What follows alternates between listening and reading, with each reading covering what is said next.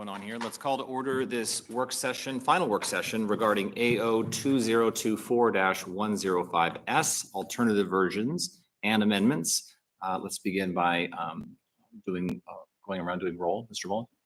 Daniel Voland. Mark Littlefield. Zach Johnson. Anna Brawley. Cameron Perez-Verdilla. Felix Rivera. Okay.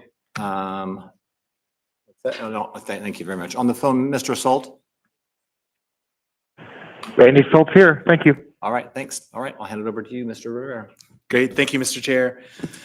So we don't have any formal presentation for today. I think everyone has seen plenty of formal presentations. And since this is a final work session, figured we could be a little bit more informal. So the agenda for today, go through the SA version and the changes made in the SA version, go through the C, which is I'll be referencing both the memo and the C, which are the top 4 pages of the lengthier document. The remainder of that lengthier document is 2 updates, or rather 2 analyses done by the by the University of Alaska Center for Economic Development, and encourage folks to read that on your own time. But what I'll be spending most of my time on is the first 4 pages of the bigger document. Then talk a little bit about next steps, a little bit of big picture, and then save the end for amendments / any final questions that folks may have. Okay, so then on the SA version.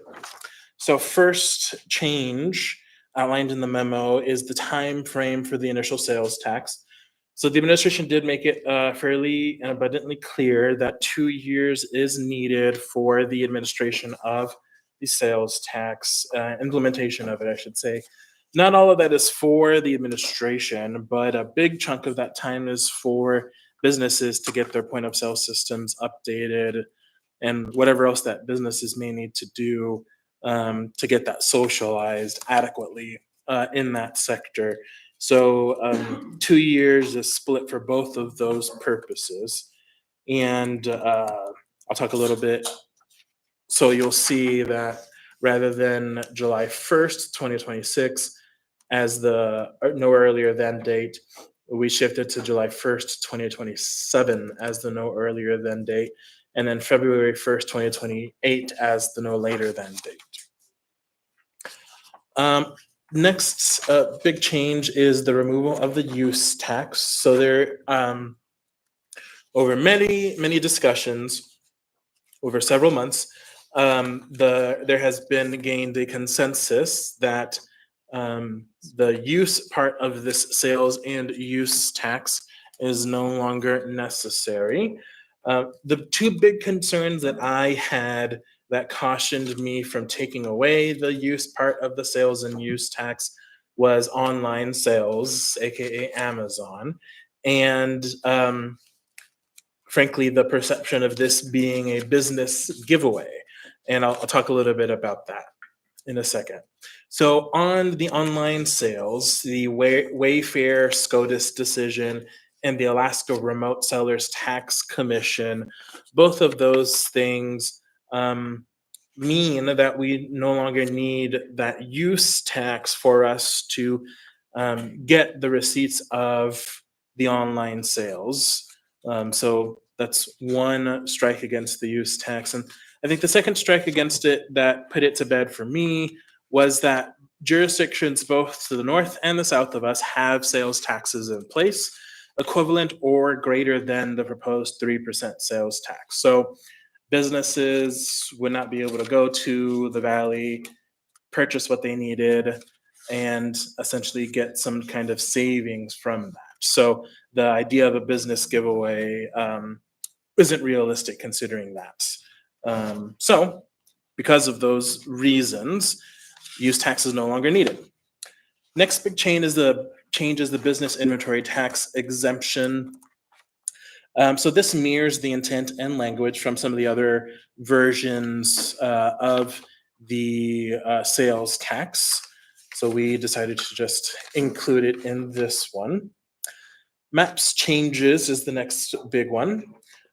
So with the maps changes, there is the removal of the fleet vehicles. This was a request that we had received that since we're putting forward the other ballot propositions, no need to do this particular one. So that was removed. There is a housing focus in two particular aspects, the Chester Creeks sports complex redevelopment, as well as the site formerly known as the National Archives site. Those are two housing focused developments that were included to the MAPS project list.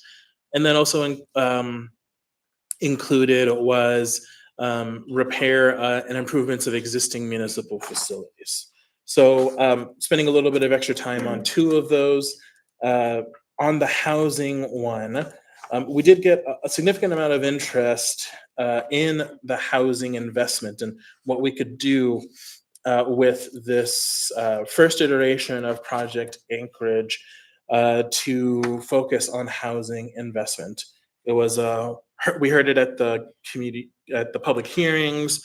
I heard it at various community council meetings, heard it from constituents. And so this was our attempt with the two projects to really try to put some housing focused projects in there. And then when it came to the municipal facilities, we also heard that pretty loud and clear, that there was a need to continue our investment in those existing municipal facilities. So you'll see that there's actually quite a big chunk of that 1% for MAPS, up to 15% of that 1% could be taken up with existing municipal facilities improvements or repairs. Understanding that that's a big chunk of work that probably does need to continue happening. The next change is the tightening of the tax cap language. So I believe that this is language that was taken from one of the other versions of the sales tax. And it essentially just removes any possible ambiguity in what we're trying to do, and it keeps our tax cap strong, which I know was one of the big concerns that folks had, was making sure that we're not breaking anything as we are implementing this, as we're moving through the possibility of implementing this new tax. Next is the transaction cap. So we upped it from 1,000 to 2,500.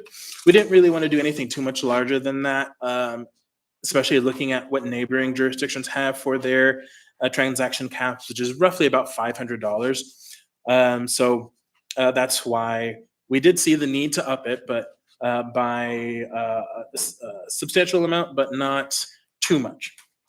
Then on the household exemption, we wanted to add this into the charter to make sure that it's systematized, that it's gonna get done, because I heard that as a concern from some folks, that unless it's in the charter, it's not gonna get done. The particulars can be debated at length in the future. The language in the S version is carried over for now as a good starting point. But if we wanted to have a future debate of what a household exemption could look like, aside from that, using 80% of FPL, federal poverty level, then that's a discussion that we can have in the future. Next, on alcohol and marijuana, it removes both those from the taxation. There's a section that was added, section 7 of the ordinance, which I got the inspiration from section 7 from a former alcohol tax put forward by a former assembly member, Dick Cheney, and then from an ordinance that was passed last year.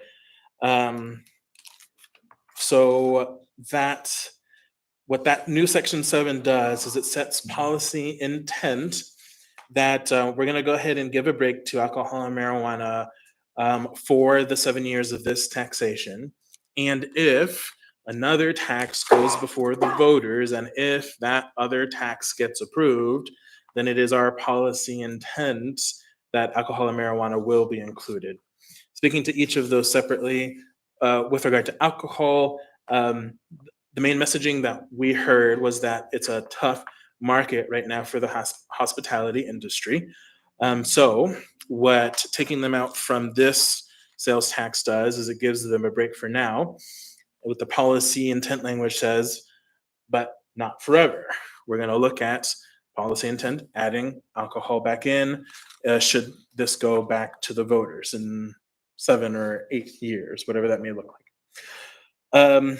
With regard to marijuana, there was, what we mainly heard were two things. One, that there was a promise not to increase marijuana taxation until 2028, and that there were issues with state taxation that were just really burdening the industry. So this gives them a break for now. Hopefully, those issues with state taxation can be dealt with. And then when this comes back to us, it'll be, I won't be on the body, so not us, whoever's on the assembly. The 2028 no taxation increase until 2028, that deadline will have been passed. And so for me, this says our policy intent is to give a break for now, but not forever. No, I've used that word policy intent pretty deliberately because that can be changed on any given Tuesday, but I felt it critical to give that signaling now. Next, on the special election, of course, we have a vote at home election, and a prior resolution stated that we needed to set our special election for this, policy intent language, I should say, that we should set our special election for this between August 1 and November 1. And so, to be perfectly frank and honest, I just looked at the first Tuesdays of the month and just picked September 2nd as the first Tuesday of September. This is one of those issues that, of course, we can amend if there's a need or desire to. But again, I reiterate, this is a vote at home election, so I think some of the concerns can be alleviated by that. Initial financing for startup costs. So this is something that actually the administration came up with this idea and this concern around how do we fund some of the initial startup costs. And I'll talk about that when we get to the C in a second. And the administration, I think their artful solution was to look at taking a loan from the municipal trust, which would get paid back by the sales tax proceeds, possibly with interest. So it could be a good deal for the trust. And this does require voter approval for us to move forward with that idea. So it is added to the charter change language and thus into the title. That means that we cannot vote on the SA version at our meeting on Tuesday, March 4th. We need to give a full 7 days notice in order for us to vote on the SA version. And that clock of the notice began today when the addendum was published. So there's no way that we could possibly vote on the SA version on March 4th. And I'll get to next steps in a minute. So that's it. Those are, I think, most of the, actually all of the changes made in the SA version. Just one quick note before turn it back to you, Mr. Chair, that this is really, I think, a round one and culminates many meetings and months of work of round one of the work. Not every implementation issue is addressed, nor is that, I think, a realistic expectation. That every single possible implementation issue of a sales tax or any tax be addressed before it gets to the voters. Round two will begin if the voters approve this on the ballot whenever we set it, if that's September 2nd or another date, assuming we do set it to the ballot. So just wanted to end with that caveat and turn it back to you to see if there's any questions. Thank you. I also just wanted to give Mr. Salt an opportunity first as a sponsor to speak. Mr. Salt, would you like to share anything before we open it up for questions? Yeah, thank you, Chair. I don't think I could do much better than what Felix said. Was a great summary of all the changes. It has been a very iterative process. We've listened, and hopefully that showed in the many work sessions we've had, in the several different versions, which I appreciate all the members bringing forward. I think the one thing that maybe I didn't hear Member Rivera go through was we had talked about 80% of FPL, and because that does not require any kind of code change, does not require voter approval, so we did pull that back to do that, I believe, at a later date via ordinance. So that question is still available to be debated even if this were to pass through the assembly. Thank you. Thank you, Mr. Salt. I do have a few questions in the queue. Mr. Johnson, you're first. Yeah, thank you. First about section 7, and you touched on it briefly, Felix, but I guess I'm still a little bit confused. Now, I understand it's policy intent, and of course it's subject to change. But we have heard from a lot of people in these industries that today, if we were to double tax them, it would have a significant impact on their operations. And I hear that, and it makes sense. It feels like we're making some assumptions about what things will look like for them in 2035. And I would be very hesitant to speculate or to even try and put whoever's on this body making those decisions at that time to say, here's our expectation. I mean, why not just, it seems we could leave that out entirely. And if there was in fact to be a debate around renewing the tax and bringing it back, to let them simply make those determinations for themselves based on what the conditions are at the time. I don't know if it feels fair to me even to try and pigeonhole them there. And also I do have concerns I've heard from the industry to say like, well, maybe you're not cutting us off at the knees now, but why tell us that that's your intent 7 years down the road? Thanks. So to explain a little bit more of what I said earlier, I did get the inspiration from this from a prior sales tax, or not sales tax, alcohol tax ordinance that was passed. I believe it was passed in 2017 or 2018. And in that particular ordinance that went to the voters and did end up failing, there was an amendment made to it that essentially promised, sort of made a promise, was that should the voters approve this, and I should say the promise was phrased as policy intent, just like this promise is phrased as policy intent. Should the voters approve this, then we will change municipal code, this being the alcohol tax, we will change municipal code to allow brunch hours. And then I think folks will remember last year there was an ordinance, so that was in 2018. Last year there was an ordinance put forward by an assembly member to fulfill that promise. And so there is precedence in us when we send things to the voters saying, if this should pass, then the assembly should consider this. So for my part, I think it is fair for us, seeing as sort of we are the ones in these positions right now, we're the ones that done all of the months and months of research and analysis into all of these issues, to give our sage advice at the end of the day to a future assembly who will not have done all of this analysis, to say, as a starting point, future assembly, policy intent is you should consider adding alcohol and marijuana. From my point, I frankly believe it's unfair that they not be included in future iterations. And then I think that member Salt may want to speak to this issue. Mr. Salt? Thank you, Chair. Yeah, as always, any member can bring forward an amendment when we go to vote on this around section 7. But also, I think it's also stating, as Member Rivera said, our intent to waive it this time and include it next time. Of course, a lot can happen between now and 7 or 8 years before this would have to come back for reauthorization. And I think that's what the new members of the assembly would have to weigh that into consideration, and potentially other increases that may have happened to alcohol, marijuana in that time, and what sounds equitable. Thank you. Mr. Johnson, do you have another question? Or you? Okay, thank you. Next in the queue, Ms. Brawley. Thanks. And I have a few questions.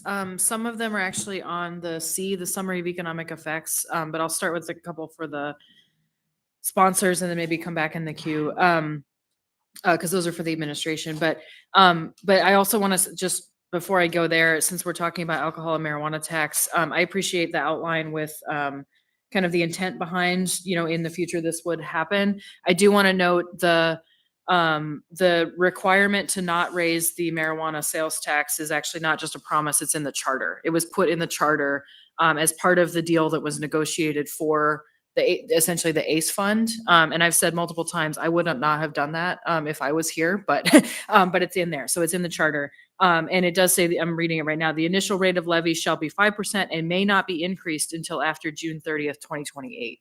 So there's a valid argument to make whether that applies just to this tax or whether it could apply to any taxation. I know we've already talked in this room before about the legal distinction between that section of the charter and allowing another tax, but I think it's just to say that's what was in the charter now. And then I also do want to push back on the idea of double or triple taxation. And I say that not because I'm not sympathetic to those arguments, but I think there's a misunderstanding sometimes about, for example, wholesale taxes and sales taxes. It is common in every state to have wholesale taxes on alcohol, which are called excise taxes. They are levied by the state. They are different than sales taxes, just like we have a local gas tax, which is also an excise tax. And sales taxes are paid by consumers. They are not paid by businesses. They are collected by businesses. There is an administrative cost for businesses to do that, but it is not double taxation in that sense, and it is normal. So I want to say that separate from the policy conversation about what we do it, but I hear it a lot, and it's something that triggers me. So anyway, so back to my questions though. I'm not about those items. I'm curious where, basically where in this version, this is to the sponsors, where does a project like improvements to the PAC fit in? So for example, you meant that's an existing facility. I really appreciate that the contemplation of existing facilities is in here, but I think there's also a limit on how much can be spent on those. And I imagine with the idea, that we're wanting to build new things, that's the promise of this tax, is that we're not just fixing things we have. But I was curious if Felix or Randy, if you could speak to kind of what you're thinking, or what you would see as a good balance between something like fixing the PAC or making improvements, and then how that would balance out with some of these newer projects. Thanks. So specifically, if I may, Mr. Chair. Thank you. So specifically to the PAC, in the ordinance on page 4, folks will see that in the MAPS project list, item 4, downtown arts and entertainment redevelopment, it talks about upgrading the PAC and improving downtown core pedestrian experience with lighting, wayfinding walkways, etc. So the PAC is, I think, for the issues that we've seen in the media recently, we've seen in our inboxes, the PAC was highlighted as one of the core priorities that should be addressed within the existing projects, and not sort of set aside as one of the other deferred maintenance categories. Okay, thanks. And then along those lines with projects too, and then I guess I'll get out of the queue and come back in, is in terms of, you mentioned the Chester Creek Sports Complex are bringing in housing. I think that's great. And I'm wondering kind of what the sponsors and what the rest of the group had talked about in terms of public-private partnerships, right? But, kind of balancing public investments we're making for public facilities with the fact that often these things are complex deals, right? But just, I guess more specifically, does this envision putting public money in someone's private real estate project, or how might that work, just as a hypothetical? Thanks. Thank you, Member Brawley. So again, I'll ask folks to turn to page 4.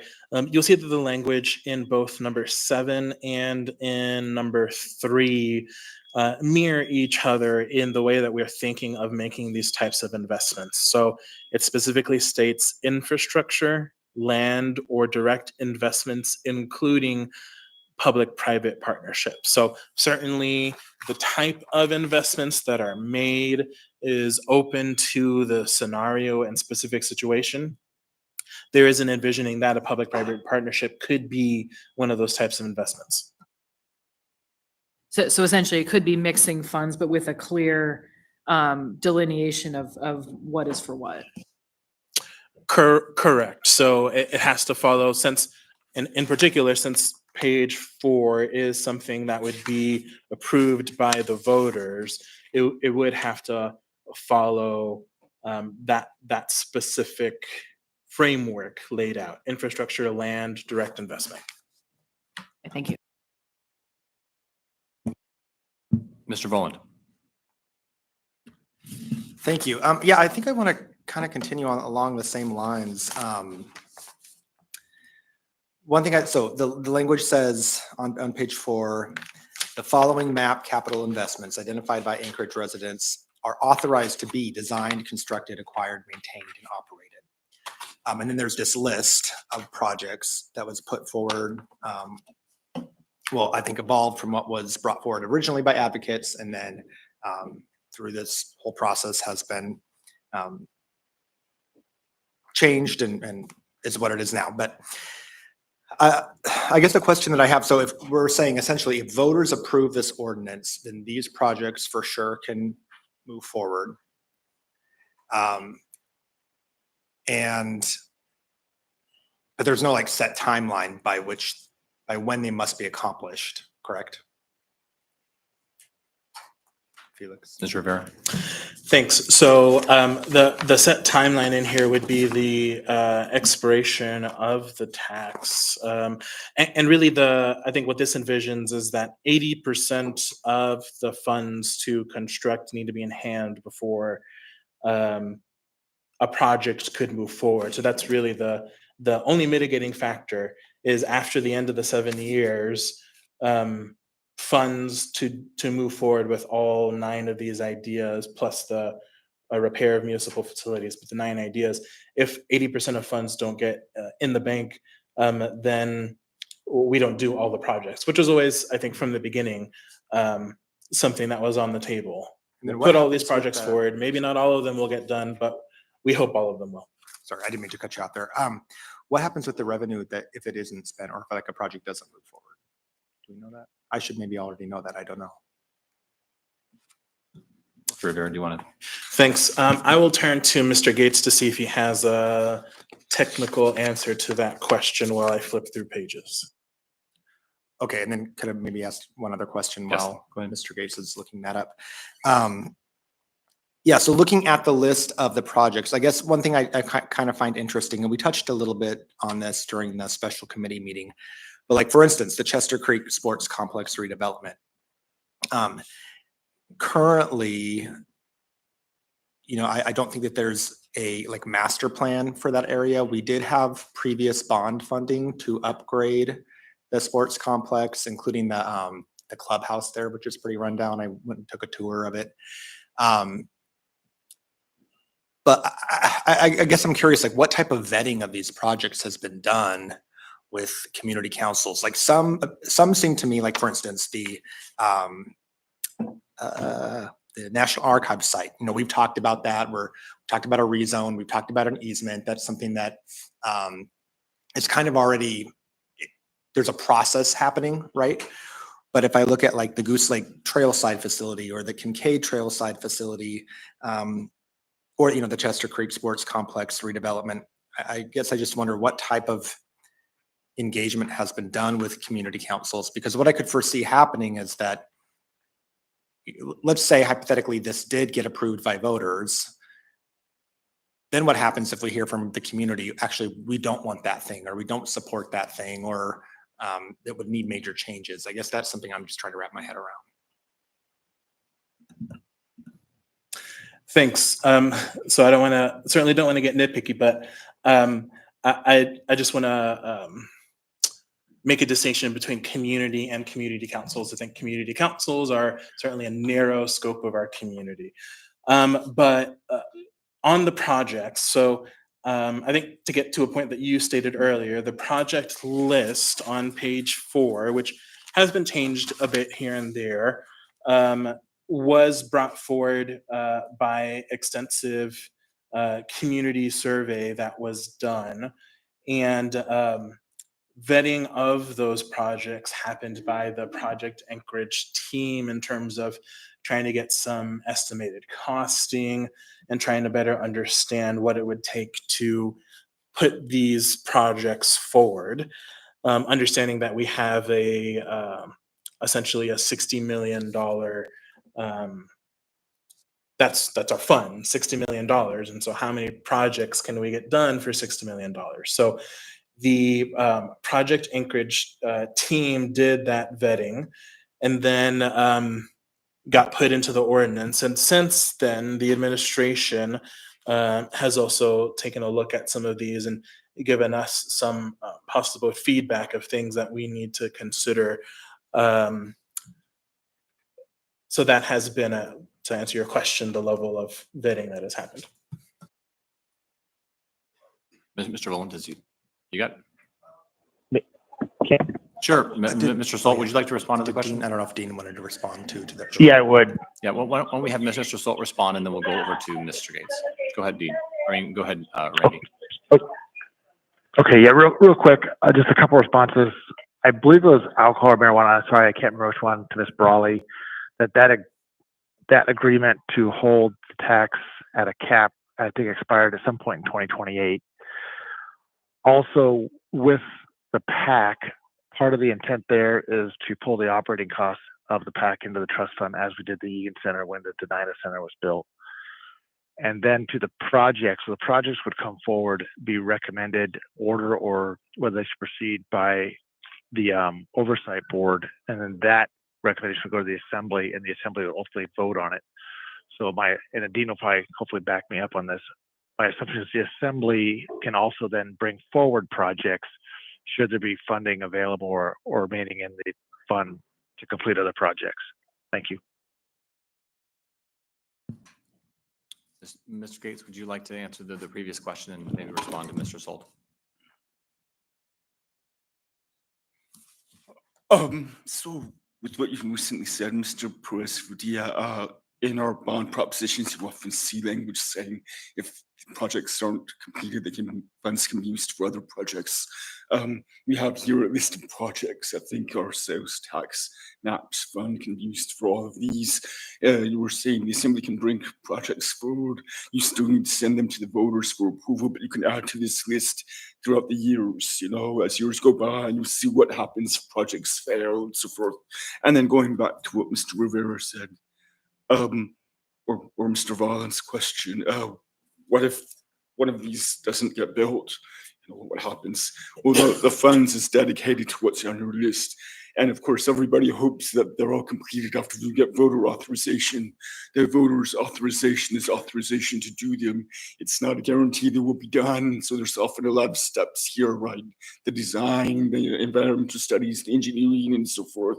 And maybe some of these we've discovered a project can't be done the way it's described here. Hopefully not. We all want to see them done. Similar things happen with our bond propositions, arts especially. I mean, we probably have to search pretty hard. Most of them always get done. There's probably a few in our history that weren't able to be completed, and that might happen here as well. But the main thing is nothing can be worked on unless the voters have authorized it. So again, voter authorization isn't the guarantee to completion, but it's the authorization to proceed and work towards completion.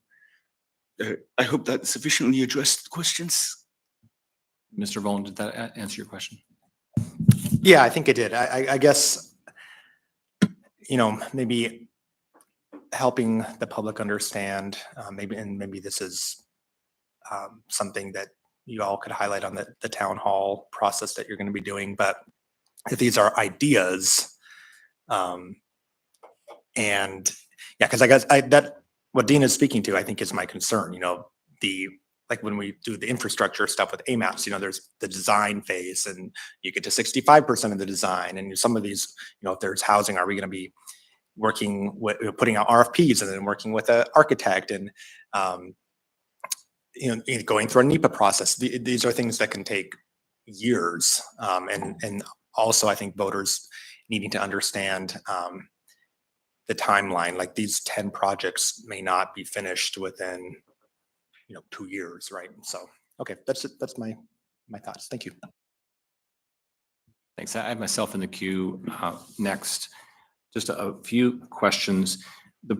This proposal was originally brought forward by an independent group, and my question is to the sponsors. This proposal that's in front of us is not the same as what was brought forward. Is it still, to your understanding, true that the sponsors who brought this forward originally are in support of this, so that if this is passed in its form at this point, that they would still consider it Project Anchorage and move it forward as was originally intended? So thank you, Mr. Chair. So if you're asking if the Project Anchorage Coalition will will support this in its current iteration, and support the campaign on the ballot, then it's my understanding that the answer to that is yes. Okay, great. But with of course, big caveat is in current iteration. Big caveat there. Okay, yeah, that's just one. I mean, I guess the narrative that has been shared, I think, generally with the community is this is a project that was brought forward by citizens and by business owners, and I'm just I want to be clear that we are as a body changing it from what it originally was, and so it is not the original version, and so that's just one concern of mine. The second, and this is maybe a question to Dean, the timeline for projects is I heard from one of the sponsors is 7 years because that's the timeline for the tax.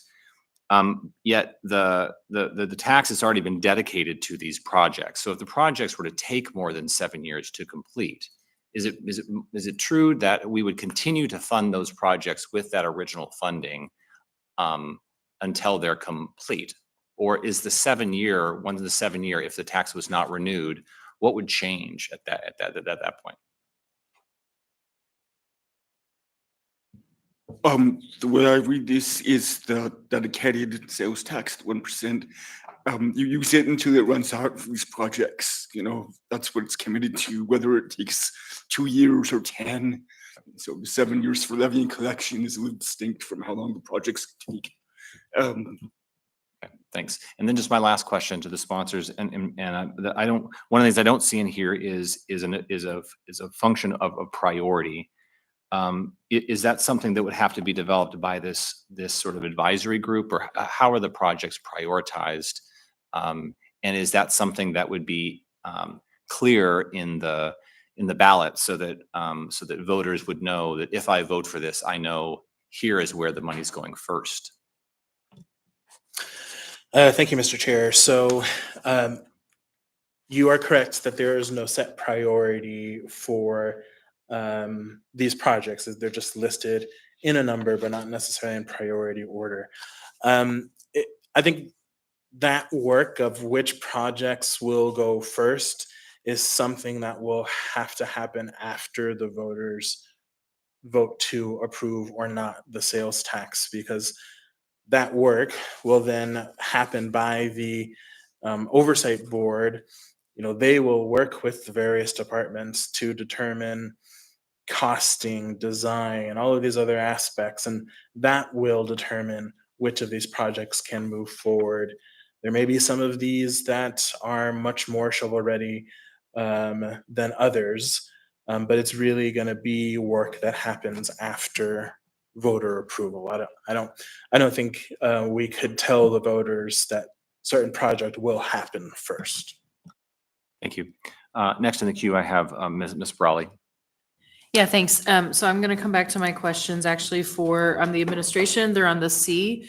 So I don't know if that would be Mr. Falsey or someone who kind of worked up the analysis, because it's really implementation questions.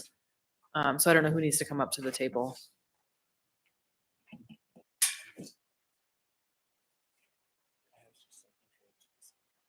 Okay. But she can ask her question. You sure? Yeah. She can Okay. ask her All right, question great. and I'll go. All right, so just clarification, Minister Rivera does have some intro into this next part, but why don't you answer the question first and then we'll have him do that. Thanks. Yeah, I think I'll just put my questions out there and then you can decide in sequencing. And I'm not asking for a position. I'm really just asking on, what's in here. So I guess the three questions I have are, one is on the transaction cap. So I appreciate the sponsors had increased that. I know that was an interest of mine, but there's some discussion about avoidance of that, either kind of paying for things as a lump sum or, that like tax avoidant behavior is always something you have to think about with taxes. So I'm curious, and I know that's not something that would go on the ballot, but just kind of understanding if we're putting a transaction cap in place, what kinds of was there any contemplation of what kinds of ways to avoid that or to, shortchange that from happening? That's one question. Second question is really if you can walk us through from a staffing perspective, kind of how this gets ramped up, because I see there's positions in here and all of that. And then the assumption that if it's going for 7 years, and then after those 7 years, if hypothetically voters vote it down, what happens to that part of the department? Because I saw there's not an immediate, there's kind of a longer runway I could see in there. And then the third one is on, I guess maybe those two, because the third one is on kind of a different topic, but those are the two things that I want to hone in on. Thanks. So before Mr. Falsey gets into it, just want to provide a little bit of introduction to the C. And thanks, Member Brawley, for moving us on to that topic. So I'm not going to go through the entire narrative. I definitely encourage folks to read the narrative because it raises a lot of very interesting implementation issues. We've addressed some of these implementation issues head on, but other of those will not be addressed in this ordinance. And that goes back to what I talked about was the different rounds. Round one, we're gonna implement and do as much as we can with the ordinance we have before us. And then round two, after the voters either approve or not, then we will deal with all the other lists. And there is an ongoing list, as Mr. Falsey will be able to attest to, of all the other implementation issues that we need to address. I think folks will see that the MOA Trust Fund loan idea, you can see that encapsulated in FY25, where it talks about some of the capital needs and the position requests there. Certainly, there are a lot of lingering issues to address into the future, and happy to hear from Mr. Falsey. And if I could add too, I totally appreciate that. So what I'm focused on is the pieces of things that we would vote on and then bring to voters so that we understand those implications now. So thank you. All right, through the chair to Member Brawley. I'm Bill Falsey, the Chief Administrative Officer. I have attempted to spare members of the Treasury Department from joining me here, but I have not succeeded, and I have pulled up Mr. Crawford. Mr. Crawford, you want to tell us who you are? Thank you. Lauren Crawford, Deputy Treasurer, or Deputy Municipal Treasurer officially. And I will attempt to answer your questions, Member Brawley, but I will likely need the assistance of the Deputy Municipal Treasurer, Mr. Crawford here. To the two questions. First, on the transaction cap. Yes, I think it is a general feature that whenever you create a rule, like water will find its way around rocks, people will attempt to find their way around taxes. There are ways to mitigate that. We haven't fully fleshed those out yet. And as Member Rivera said, there would be a second implementation ordinance that would have to come behind this. This would have fines and fees and different kind of audit requirements. And we would do our level best to try to make that tax avoidance behavior and slippage as small as possible. Certainly it is not a deal breaker in as much as we know that there are other jurisdictions around Alaska that similarly have transaction caps, and certainly would look to them for their best tips, tricks, and ideas to steal. In my discussions with another jurisdiction, stacking of transaction is one of their biggest audit problems. They'll stack POs into one transaction and then completely basically put one whole project or whatever into one transaction, which is a huge factor. And then to your second question, you had asked about staffing, and this is one that we hopefully have been pretty transparent about from the beginning. Implementation of sales tax is not trivial, and we find ourselves in a somewhat unique position in that we did not implement a sales tax when we were really small and the number of businesses was few. We would be implementing a sales tax midstream when we were already mid-sized and we have 14,000 businesses. And so the best effort from Treasury, which is actually very similar to analysis that was done by Dan Moore many years ago, is that we're looking at this number of two dozen employees. I got to find those folks before the sales tax really gets collected. If the entire sales tax does wink off in 7 years, that makes that value proposition even a little bit more challenging, because then we have to recruit folks who say, we are hiring you for a 7-year gig. There are no promises what happens in year 8. But all of those things too are challenges that we would do our best to work through if that is the will of the assembly and the voters. Yeah, thanks. And just a quick follow-up on that, because I'm looking specifically at page 3, and it says there would be 28 full-time employees, as you said, and then where is it? Then they would say if it were not renewed, about 8 employees would be needed to collect in audit and et cetera for legal functions into the next year. I guess my question is also, is that contemplated to be, and obviously it's saying that it would ramp down, but like, is it just closing out that last year, or would there be any kind of other longer term, multi-year kind of things that are coming from a tax that was there and wasn't there? It was anticipated essentially that audits would still be ongoing and that, they typically do 3-year audits.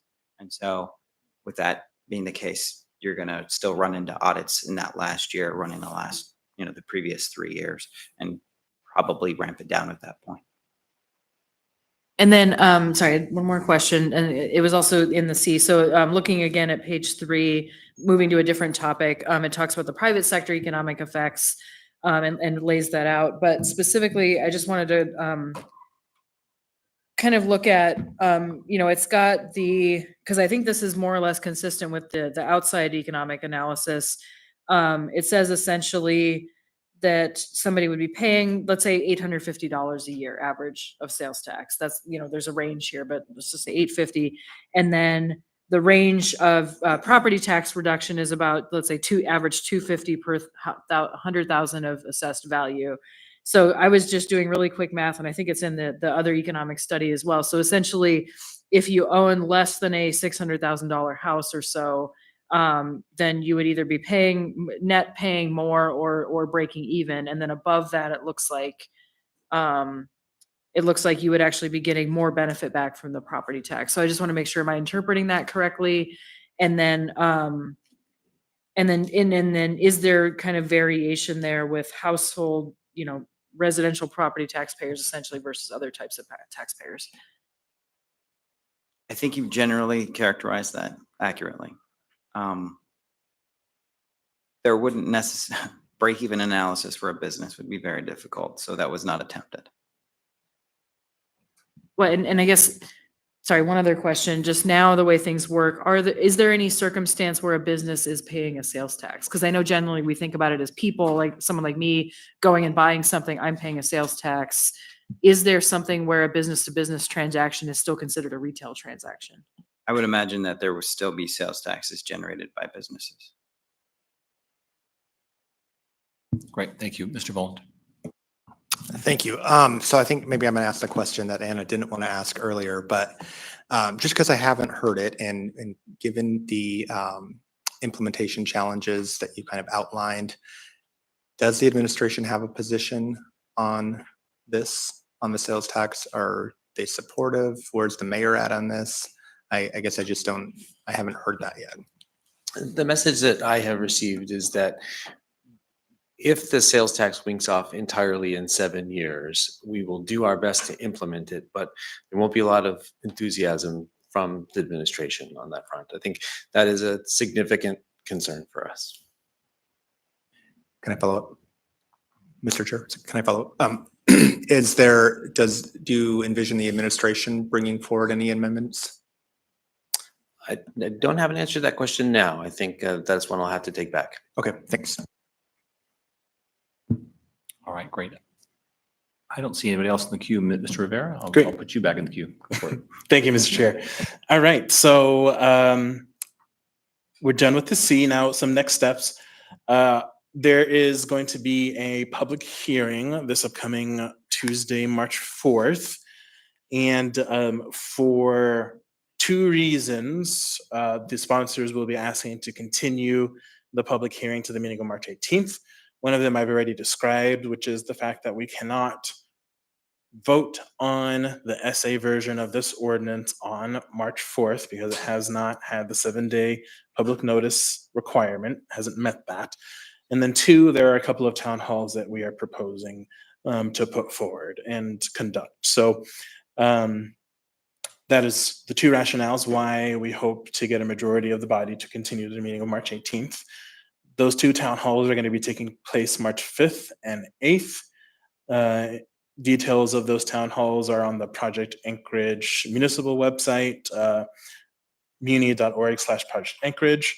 And then we hope to have the final public hearing and debate and vote on March 18th. And that will be the end of round 1 of the municipal process. And then round 2 will begin shortly after the voters weigh in at the ballot box. So that is what we are envisioning for the next immediate steps. With that, I will turn it over to Member Salt to see if you wanted to talk any kind of big picture items for us. Thank you, Member Rivera. No, I'm very happy with this process.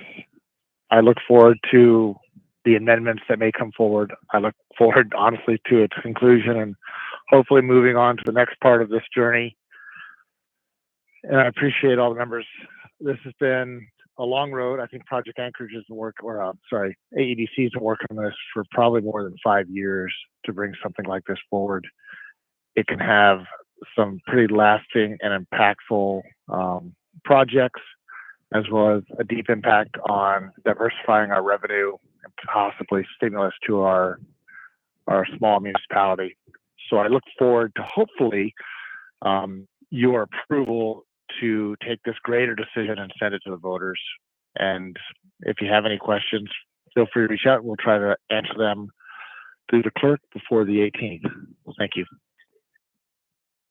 I do have one other person in the queue that wants to ask a question. Ms. Brawley? Yeah, thanks. This is just a small process question because I know we're going to be talking to community council, so I just want to make sure it's clear. So I know there's a public hearing on the 4th, and I think, Mr. Rivera, I heard you say continuing the public hearing to the 18th, assuming it's extended, or is the goal to close the public hearing on the 4th? And again, assuming it moves forward, then there would only be debate on the 18th. Thanks. Thank you. So to be perfectly clear, continuing and having a final public hearing on the 18th. Okay, so we should encourage folks to come to either of those meetings, essentially. Okay. Seeing, yes, Mr. Rivera? Thank you, Mr. Chair. I wanted to end this work session with a discussion on any possible amendments folks may be considering or any other questions that folks have. I have heard that there's at least one amendment, but that member isn't here today to discuss that. But I did want to open that space up to see if folks had any possible amendments they want to consider. I would say that now is a great time to discuss those if you are ready and willing. But otherwise, we'll look forward to seeing any other amendments on the 18th. Are you in as well? No. Okay. Go ahead. Good, Ms. Brawley. Yeah, I'll just say briefly. So I know I had one of the alternative versions or whatever the substitute versions, and withdrew that with all the others at a prior meeting. I had taken pieces of that and made it into amendments. So just to say, I'm working through which of those, if any, I want to bring forward. So I just want to be clear about that. I have not decided yet. I'm not going to move all of them forward. I may move some subset, and I'm going to work with council on that. So I don't have specifics, but just to say, those were out there and I'm still working through that. Thank you. Thanks. And I put myself in the queue, and I don't think this is an amendment, but I do want to just put on the record that I think one of the rationales that I have thought of, and I've had conversations with others, is that my role may not be to vote for this because it's what I want, but vote for this because it gives an opportunity for the voters to vote for it. Right. And so that's an interesting dilemma as to whether I'm voting for this because it's something that I think is the right thing or not, or whether I'm voting because I think it should be put before the people for them to vote. The challenge I'm having with that is the alignment between Project Anchorage and the sort of like the effort that is there versus what it turns out to be through this process. And so I don't know how we reconcile that, but I think that there is a role at some point for Project Anchorage and the people who are sort of beyond the two sponsors to share information about whether this is something in its current form that they fully support.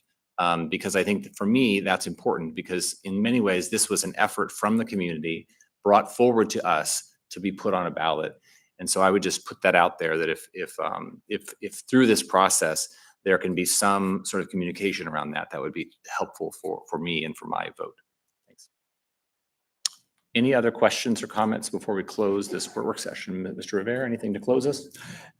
Yeah, so just want to put on the table that I think members received the email from Foraker, and we, both Member Salt and I and council, are exploring those issues, and that may lead to a possible amendment, may not be. Those issues may already be addressed in the ordinance, but just want to let you know, if there is an amendment from us, it'll be related to that particular communication that we received from Foraker.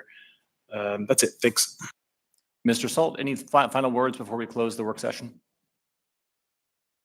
No comments. Thank you. Great. All right. Thanks everybody for being here today. This work session is adjourned.